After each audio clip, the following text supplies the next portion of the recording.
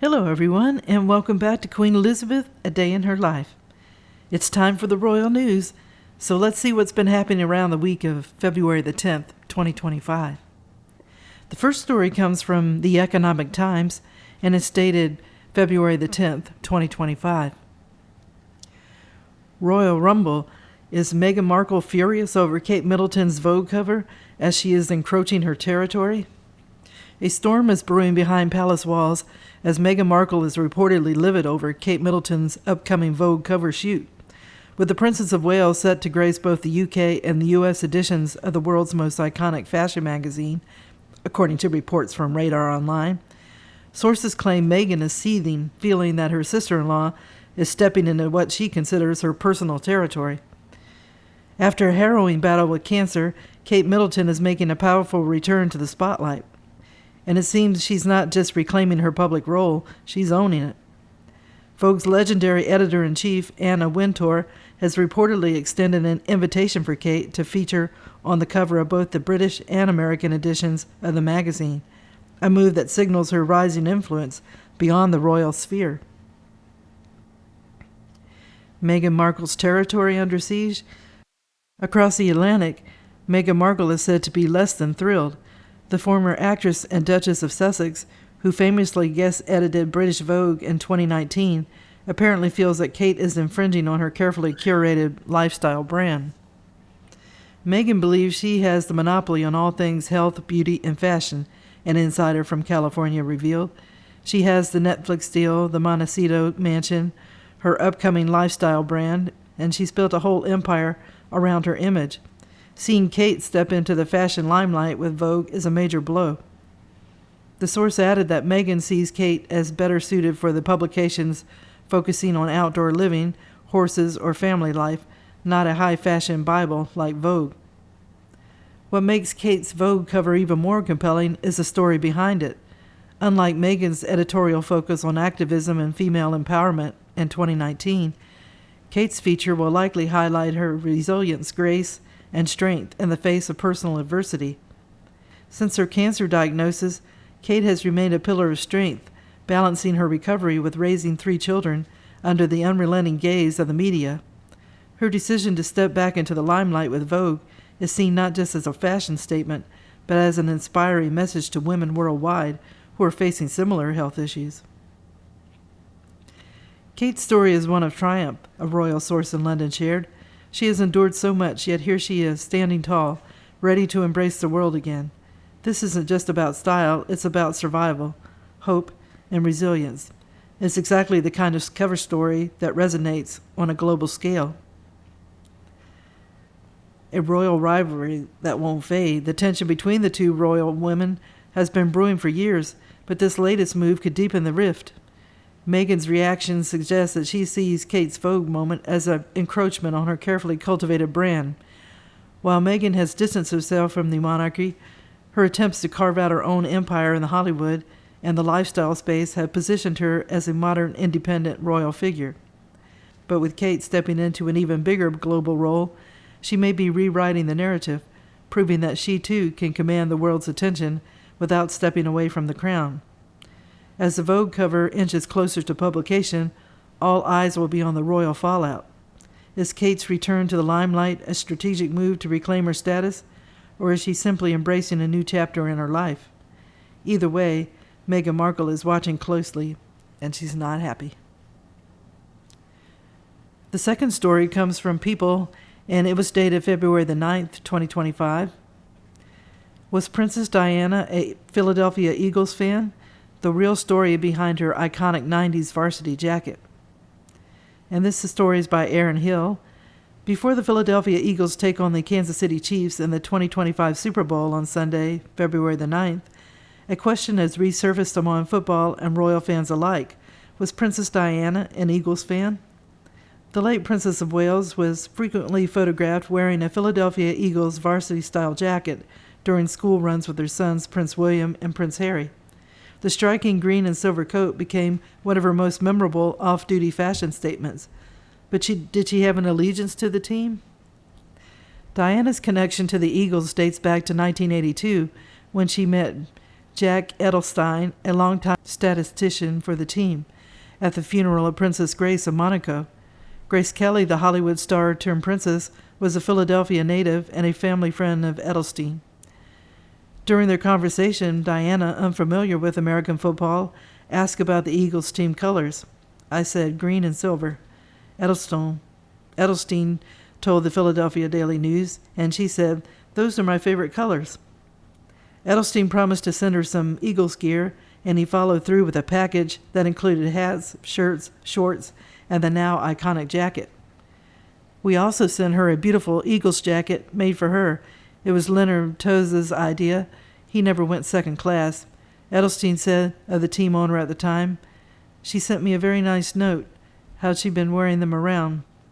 Diana, in turn, sent a thank you note expressing how much she enjoyed wearing the items. When the gift jacket became a staple in Diana's casual wardrobe, those who knew her suggest she wore it more as a style choice rather than an expression of team loyalty. She wears these things because they create a look, her biographer Andrew Morton told Daily News writer Barbara Beck in 1991. She knows very little about English sports, let alone American teams. Diana's sporty chic aesthetic often included American influences. She was known for wearing sweatshirts from Harvard and Northwestern University, her future daughter-in-law Meghan Markle's alma mater. Even though she had no direct connection to those institutions, the Eagles jacket fit seamlessly into her wardrobe of laid-back luxury, offering a cool and effortless image during the early 1990s. The jacket's cultural significance only grew after a 1994 photo of Diana wearing it landed on the cover of People magazine. Eagle owner Jeffrey Lurie was so taken by the moment that he had the cover enlarged and displayed in his office at Veterans Stadium. Decades later, images of Diana in the jacket still circulate online, reigniting curiosity about its whereabouts and whether she truly had a soft spot for the Eagles. Kim Worf, Diana's former bodyguard, recently weighed in on the discussion in a segment for ESPN's Sunday NFL Countdown. Time for the Eagles' return to their classic Kelly green uniforms. Diana always craved the normalcy. By being a member of the royal family, that was almost impossible. Neither William or Harry, when they were kids, wanted their mother to sort of dress in her finery, take them to school, Worf told ESPN's Sunday NFL Countdown in 2023. So all Diana would do is to be as casual as possible.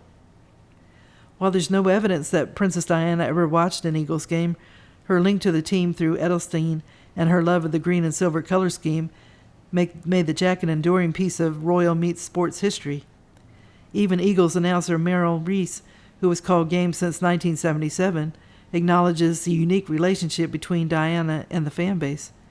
This fan base will be loyal to anybody who buys into their Philadelphia Eagles, so if Diana was somehow an Eagles fan, she would be one of us, Reese said in 2023.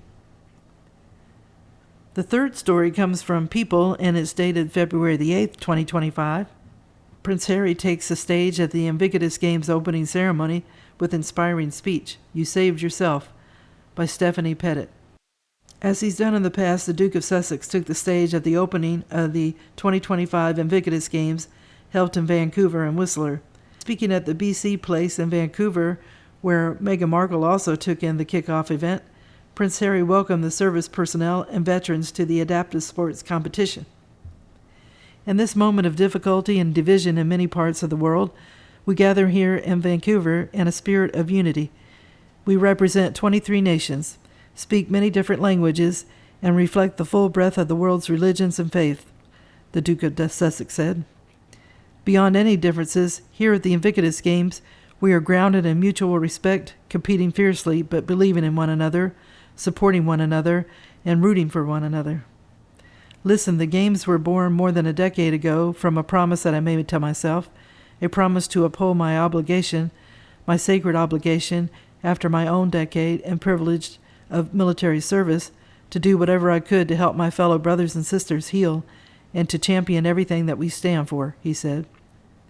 Harry continued, over the past decade, I've lost count of the times that we've heard you tell us that the Invictus Games saved you. Respectively, I disagree. Invictus didn't save you, you saved yourself. It was you who pushed through the doubt and despair, you who submitted your own mountain and brought us along with you. It was you that kept going even when you didn't think you had any more to give. We didn't do that. You did, he added. The games simply reveal what is already within you. That scarcest and most precious of the world's resources, character. A spirit of fortitude and perseverance that can never be defeated. A spirit of fortitude and perseverance that can never be defeated. That is the magic of the Invictus Games. At this moment, when there is no shortage of crises, no absences of uncertainty, no lack of weak moral character in the world, the values you embody, the way you carry yourselves, not only at the Invictus Games, but each and every day, your courage, your resilience, your humanity, illuminate a path forward for us all, Harry continued. Many of the over 500 athletes from 23 countries were moved to tears while hearing Prince Harry speak. Prince Harry wrapped his speech with a challenge to the athletes. Show the world how you behave under completely impossible circumstances.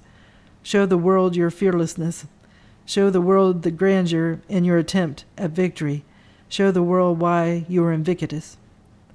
Prince Harry, a former captain in the British Army, created the adaptive sporting event in 2014 for wounded, injured, and sick service members and veterans. In addition to Prince Harry appearing on stage at the opening ceremony, the crowd was treated to performances by Chris Martin of Coldplay, Katy Perry, Nelly Furtado, Noah Kahan, and Roxanne Bruno. Speaking to people in November 2024, Chief Operating Officer of the Invictus Games, Robin McVicker, said Prince Harry shared his input when it came to the musical performances at the event. We've been thrilled to be able to work with him on the approach to the ceremonies. We've kept him posted about short lists and what we're talking about. He's had input, McVicker revealed. The closing ceremony will take place on February the 16th at Rogers Arena in Vancouver and will also feature a star-studded lineup with performances from Jelly Roll, Bare Naked Ladies, and The War and Treaty. The last story also comes from People, and it's dated February the 5th, 2025. Anna Wintour wears a royal-worthy necklace as she receives an honor from King Charles. This story is by Rachel Raposas. Dame Anna Wintour had just the thing to wear when accepting an honor from King Charles. The longtime editor-in-chief of Vogue was made a companion of honor by King Charles in the 2023 King's Birthday Honors list for her services to fashion. On Tuesday, February the 4th, Wintour joined the monarch at Buckingham Palace to be recognized, wearing a statement necklace featuring giant amethysts that looked like something out of the royal jewelry collection. Wintour arrived in a structured gray blazer and matching skirt, with a simple white shirt underneath, coupled with her quintessential sunglasses. The Order of the Companions of Honor has no more than 65 members at a time and recognizes those who have made significant contributions to the arts, science, medicine, or government. Among those in the order are Sir Elton John, Dame Judith Dench, and Sir Paul McCartney. Wintour said after receiving her honor on Tuesday, "It's wonderful to be back at Buckingham Palace, and I was completely surprised and overwhelmed to be given this great honor," per The Independent. Wintour said she and the king shared a chat about her work ethic. "The last time I was here, Queen Elizabeth gave me a medal, and we both agreed that we have been doing our job a very long time," she added. "And then this morning, His Majesty asked me if this meant I was going to stop working, and I said firmly no." So that is all the news for now. I hope you enjoyed the video, and if you did, if you could give it a thumbs up, it would help my channel to be discovered, and I can gain more subscribers. I appreciate all of you who enjoy hearing the royal news, and I wish everybody a good day, and tune in again soon for another episode of Queen Elizabeth, A Day in Her Life. Thank you.